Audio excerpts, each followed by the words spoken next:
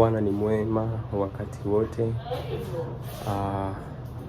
Nimekuja online tena kwa wakati huu ili tuweze kujifunza mada moja muhimu sana. Mada moja muhimu ambayo imekuwa ni tata au imekuwa na changamoto kwa baadhi ya watu.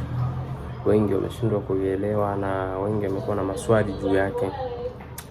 Hata humo niliona pia kuna watu wana maswali. Sasa mada yenyewe ina kichwa kinachosema, kwa nini mwanamke hapaswi kufundisha katika ibada? Kwa nini mwanamke hapaswi kusimamia ibada au kufundisha katika ibada?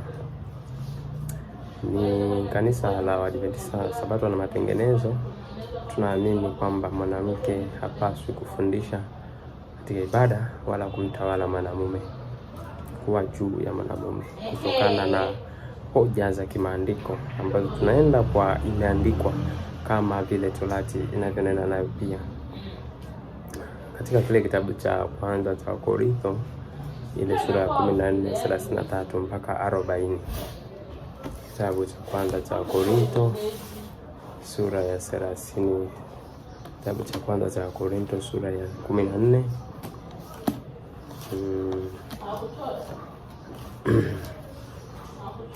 sura ya 14 mstari wa 33, anasema, wanawake na wanyamaze katika kanisa, maana hawana ruhusa ya kunena, bali watii, kama vile ninavyo Torati nayo. Hili fungu ni msingi mkuu katika imani, kwamba kwa mujibu wa wale ambao tunasimamia kwamba mwanamke hapaswi kunena au kumfundisha mwanaume ndani ya kanisa, miongoni mwa mafungu ambayo ni msingi kabisa ni fungu hili la Korintho 14 mstari wa 33. Anasema hawana ruhusa ya kunena kama inanavyo Torati. Kwa inaturudisha pia katika Torati kwamba wanawake hawakuruhusiwa kunena kusimama mbele ya mkutano. Utarudi kusoma kisa cha Miriam wakati amevuka bahari ya Shamu. Wakati Miriam ameongoza jeshi la waimbaji, hakuongoza wanaume, bali alitoka mbele na wanawake wakafuata nyuma yake. Kwa hiyo kanuni ya Torati pia ilikuwa inaeleza hivyo. Anasema nao wakitaka kujifunza neno lolote na waulize waume zao wenyewe nyumbani mwao, maana ni aibu wanawake kunena katika kanisa. Ni aibu wanawake kunena katika kanisa. Wengine wamekuwa na maswali. Je, mwanamke kama hajaolewa inakuwaje? Utaratibu wa kikanisa upo. Mashemasi wapo. Na mashemasi ndio ambao waliwekwa kwa ajili ya kanisa, katika kanisa la mitume, kwa ajili ya kusikiliza shida kama hizo, wajane ambao walikuwa hawana waume, wajane, lakini pia wageni. Kwa wanasema ukitaka kuuliza swali wanaweza wakamwona shemasi au mwalimu yoyote, mwinjilisti yoyote ambaye anaelewa, au wazee wa kike ambao wameshakuwa katika imani, wanaoelewa misingi ya imani, kama vile Mtume Petro kama sikosei anasema kwamba wazee wa kike na wajaribu kuwaelimisha wa mabinti ambao ni vijana, jinsi ya kuenenda katika nyumba ya Bwana, lakini pia jinsi ya wakiolewa, jinsi ya kuishi katika ndoa zao. Kwa hiyo mwanamke ambaye hajaolewa atauliza kwa shemasi au mtumishi yoyote, aidha atauliza kwa mama, watu wazima wenye imani, wanaweza kumsaidia katika kumwelekeza. Lakini niruke niende mstari wa 37. Anasema mtu akijiona kuwa ni nabii au mtu wa rohoni na ayatambue haya ninayoandikia, ya kwamba ni maagizo ya Bwana, ni maagizo ya Bwana. Wengi wamedai kwamba ni maagizo ya Korintho, lakini Mtume Paulo anasema ni maagizo ya Bwana. Sasa utapata hatia kusema aliyosema Paulo ni ya Korintho, wakati Paulo anasema ni ya Bwana. Anasema lakini mtu akiwa mjinga nawe mjinga. Ndio kwa ajili ya hayo ndugu takeni sana kuhutubu, wala msimzuie kunena kwa lugha, lakini mambo haya yote na yatendeke katika uzuri. Mambo haya yote na yatendeke katika uzuri. Mtume Paulo anajaribu kutuonyesha jinsi ya kuenenda katika nyumba ya Bwana katika uzuri na utaratibu, kama vile ambavyo maandiko yanavyoruhusu. Kwa hiyo maagizo ya kutokunena ndani ya kanisa au mwanamke si ya Korintho, bali ni ya watakatifu wote. Kwa ikiwa unajiona wewe si mtakatifu, basi ili agizo halikuhusu, na ikiwa pia unajiona wewe ni mjinga, pia hili agizo halikuhusu, kwa sababu amesema mtu akitaka kuwa mjinga na awe mjinga. Sasa tunakwenda katika kitabu cha kwanza cha Timotheo, ile sura ya 2 mstari wa 8. Kitabu cha Timotheo 2:8. Mtume pia anaongea maneno kama hayo. Kitabu cha 2 cha Timotheo mstari wa 8.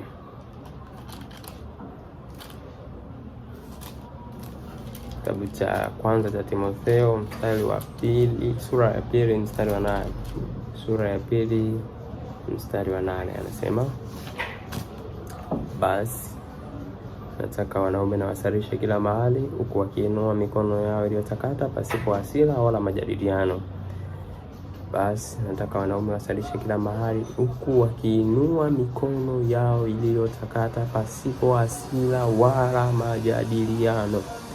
Kwa hiyo kila mahali ni wapi? Kila mahali ni popote lilipo kanisa la watakatifu. Kila mahali ni popote walipoacha Mungu. Anasema wanataka wanaume wasalishe kila mahali, huku wakiinua mikono iliyotakata. Wengine wanageuza kwamba wanawake wasalishe. Sasa hili ni tatizo. Tatizo hili ndilo lile ambalo linatukuta hata katika masuala ya ushemasi. Biblia imesema shemasi awe mume wa mke mmoja, lakini wengine wanaweka shemasi mwanamke. Kwa ni fungu kwamba linageuzwa kwamba shemasi, Biblia haijasema shemasi awe mke wa mume mmoja, amesema shemasi awe mume wa mke mmoja. Kwa hiyo ikiwa tunataka kufika katika safari ambayo tunaiendea, basi lazima tukubali kabisa kutii maandiko, kutii maagizo ambayo Mungu ameyatoa kupitia kitabu cha Biblia. Nataka wanaume wasalishe kila mahali. Sasa katika mstari wa 11 anasema, mwanamke na ajifunze katika utulivu, akitii kwa kila namna.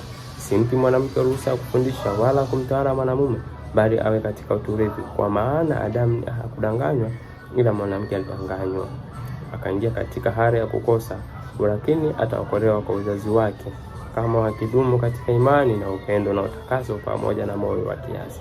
Simpi watu wanaweza akachukua kwamba ni maagizo ya Paulo. Waislamu wanamkataa Paulo kwa sababu kuna mambo wanahisi kama ni yake ya kutoka kwa Bwana. Sasa na sisi Wakristo tusifike huko. Tumeambiwa anasema simpi mwanamke ruhusa kufundisha. Maneno aliyokuwa anaandika aliongozwa na Roho, kama vile kitabu cha kwanza cha Petro kinavyotuambia katika ile Petro mstari wa 17, anasema maneno ya unabii ni maneno ya kiroho. Ni maneno ya kiroho. Roho ndiye anayevuvia watu kuandika maneno hayo. Kwa anasema simpi mwanamke ruhusa ya kunena wala kumtawala mwanamume. Kwa tunaona katika kitabu hicho. Sasa kitu cha ajabu kabisa, kitu cha ajabu ambacho utashangaa, twende katika kitabu kile cha Zaburi na 68, Zaburi 68 mstari ule wa 11. Zaburi ya 68 mstari wa 11. Zaburi 68 mstari wa 11. Zaburi ya 68:11. Bwana alitoa neno lake, wanawake watangazao habari njema ni jeshi kubwa. Bwana alitoa neno lake, wanawake watangazao habari njema ni jeshi kubwa.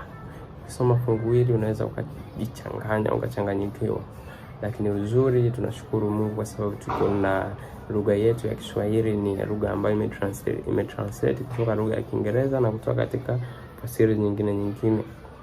Lugha za asili za Kiebrania na Kiyunani zipo, ndizo lugha mama za maandiko matakatifu.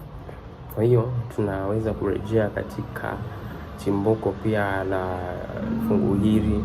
Ukisoma hata Biblia ya Kiswahili cha kisasa Kiswahili cha kisasa pia imeandika neno tofauti kwamba Bwana alitoa neno na watu wengi wakatangaza habari. Utafuatilia katika Biblia ya Kiswahili cha kisasa jinsi ambavyo imeandikwa, fungu hili imeandikwa ni tofauti na Kiswahili kilichoandikwa lakini katika Biblia ya King James Holy Bible, King James Version, yeye pia ananukuu fungu hilo la Zaburi ya 68 fungu la 11. Kaninukuu hapa King James Version, the Lord give the word, great was the company of those that published it. Kwa hiyo utaona katika fungu hili hakuna neno women ambayo inawakilisha mwanamke au wanawake halipo. The Lord give the word, great was the company of those that published it. Kwa tunaona hata katika King James hatukutani na hili neno wanawake watangazao habari njema. Inaoana kabisa na ile inayofasiriwa katika Kiswahili cha kisasa. Nadhani kama pia na kitabu cha habari njema, Biblia ya habari njema, nadhani inafasiri hivyo kwamba Bwana alitoa neno na watu wakatangaza habari. Fungu hili katika Biblia hii ya tunayoitumia ya kawaida iliyozoeleka na wengi, ukiendelea kulisoma hapa, Bwana alitoa neno lake, wanawake watangazao habari njema ni jeshi kubwa, wafalme na majeshi wanakimbia, na wanawake na mwanamke akaaye nyumbani agawanyana. Kwa utaona ni kwamba Bwana alitoa amri ya ushindi, watu wakatangaza habari za ushindi, wengi sana wakatangaza habari za ushindi halisi kabisa na habari ya kuhubiri Injili. Lakini ni Bwana alitoa neno, Bwana alitangaza ushindi katika Israeli, nao waliotangaza walikuwa ni watu wengi. Kwa hiyo neno mwanamke halipo hata katika King James. Neno mwanamke linapatikana katika Biblia hii, na pia neno mwanamke nadhani pia kwenye habari njema au Kiswahili cha kisasa hauwezi kulikuta neno hilo. Kwa tunabaki pale kwamba mwanamke hapaswi kufundisha wala kumtawala mwanamume kama ile navyo Torati nayo. Lakini fungu lingine ni katika kile kitabu cha kwanza cha Wakorinto sura ya 11 mstari wa kwanza. Kitabu cha kwanza cha Wakorinto 11 mstari wa kwanza. Tuangalie neno pia hapa. Kuna neno ambalo tena pia huwa linaleta mkanganyiko. Kitabu cha kwanza cha Wakorinto 11 mstari wa kwanza. Nasoma mpaka mstari wa 5. Nifuate mimi kama mimi ninavyomfuata Kristo. Basi nawasifu kwa sababu mmenikumbuka katika mambo yote, na nimeshika yale mapokeo vile kama nilivyowatolea. Lakini nataka mjue ya kuwa kichwa cha kila mwanamume ni Kristo, na kichwa cha kila mwanamke ni mwanamume, na kichwa cha Kristo ni Mungu. Kila mwanamume asalipo au anapohutubu na amefunikwa kichwa, anaibisha kichwa chake. Bali kila mwanamke asalipo au anapohutubu bila kufunika kichwa, yuaibisha kichwa chake, kwa maana ni sawa na yule aliyenyolewa. Hapa pia unakutana na lugha ambayo unaona kama mwanamke pia anaruhusiwa hivi kuhutubu, anaruhusiwa, maana akifunika kichwa akahutubu inakubalika kwa maandiko. Lakini ni tofauti. Kichwa cha kila mwanamke ni mwanamume, kichwa cha kila mwanamume ni Kristo, na kichwa cha Kristo ni Mungu. Sasa utajiuliza, kama kichwa cha mwanamke ni mwanamume, kuna wakati mwanamume huyu pia na kichwa cha mwanamume ni Mkristo. Kwa Kristo anaweza akakaa mwanaume huyu au mimi nikamfundisha Kristo. Kichwa kinaweza kukaa mimi nikakufundisha, kama vile ambavyo mimi siwezi kumfundisha Kristo, ndivyo ambavyo mwanamke hapaswi kumfundisha mwanamume. kama vile ambavyo Kristo hawezi kumfundisha baba yake, vivyo hivyo mwanamke hawezi kusimamia ibada kumfundisha mwanamume. Katika neno hili katika King James, hii waraka ya kwanza wa Korinto, waraka ya kwanza wa Korinto 11 katika ule mstari wa 5,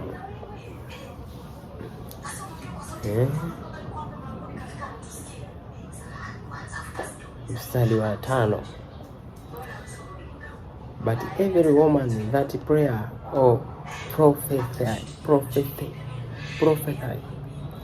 anasema bali kila mwanamke anapoomba au anapotoa unabii, prophesy. Sio, tunaelewana hapo?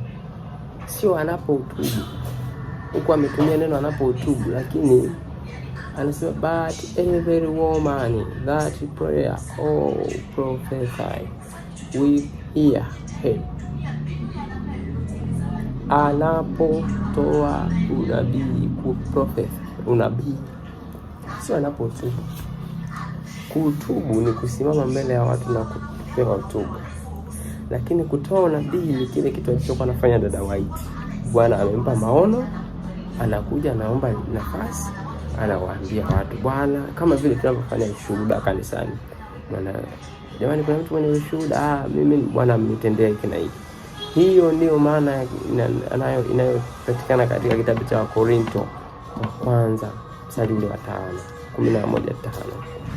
Bali kila mwanamke anaposali, kuomba au kutoa unabii, Ellen White, Deborah, wale watoto wa Shemasi kwenye kitabu cha Matendo ya Mitume walikuwa ni manabii. Kwa wanapotoa unabii bila kufunika kichwa, huaibisha kichwa chake. Kwa mwanamke ana kazi mbili tu katika ibada. Ana kazi, anaweza kutoa unabii, lakini pia anaweza kuimba ndani ya kanisa. Anaweza kuimba, lakini pia akipewa unabii, maono, anaweza kuyawasilisha mbele za watu. Kwa nini nimesema anaweza kuimba? Kwa sababu ndivyo inavyotorati nayo. Anaweza kuimba. Kwa nini? Katika kitabu cha Ezra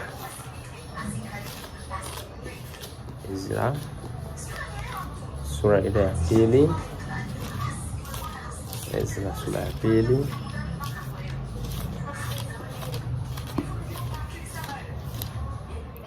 Ezra sura ya 2 65. Ezra sura ya 2 mstari wa 65 anasema, tena zaidi ya hao kulikuwa na watumishi wao waume kwa wake, ambao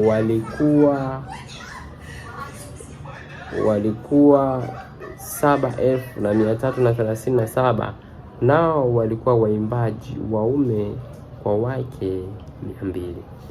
Kwa hiyo toka enzi za Torati wanawake walikuwa wanaruhusiwa kuimba. Kama walikuwa wanaruhusiwa kuimba, hata katika wakati wetu wanaruhusiwa kuimba. Lakini toka katika enzi za Torati walikuwa hawaruhusiwi kufundisha wala kumtawala mwanamume. Kwa hata katika wakati wetu hawaruhusiwi kuimba wala kumtawala mwanamume. Bali tunaona kwamba hata katika Yerusalemu mpya wanawake na wanaume wote wataimba na kusifu. Lakini Kristo ndiye atakaye kuwa mtoa somo. Kwa nini? Kristo ndiye atakaye kuwa mtoa somo. Maana katika Yerusalemu mpya hakuna, tutakuwa na wachungaji, tutakuwa na walimu, tutakuwa na manabii na mitume, tutakuwa nao. Kristo pekee yake ndiye atakaye kuwa akitufundisha kisa cha ukombozi. Kwa sisi sote tutakuwa ni waimbaji. Maana tutafundishwa na kiunabii na kanisa kwamba sisi sote tutakuwa kama wanawake. Maana hatutakuwa na nafasi ya kufundisha. Ila mwanaume ambaye anawakilisha na Kristo ndio kichwa sasa cha huyu mwanamke ambaye ni kanisa, ndiye atakayekuwa anasimama katika kutufundisha kisa cha ukombozi. Umeona inavyokaa hiyo? Sasa usichanganyikiwe, si una nukuu ambazo unakutana nazo ni za kuzifanyia utafiti na kujua zina maana gani na zilikuwa zina maana gani na ziko katika mlengo gani. Nitakuongezea nukuu ya testimony ya pili, Testimony for the Church ya pili 564 aya ya pili. Bahati mbaya siku nayo hapa, ningeisoma lakini nakutajia kaisome. Shuhuda kwa Kanisa Gombo la Pili 564 aya ya pili.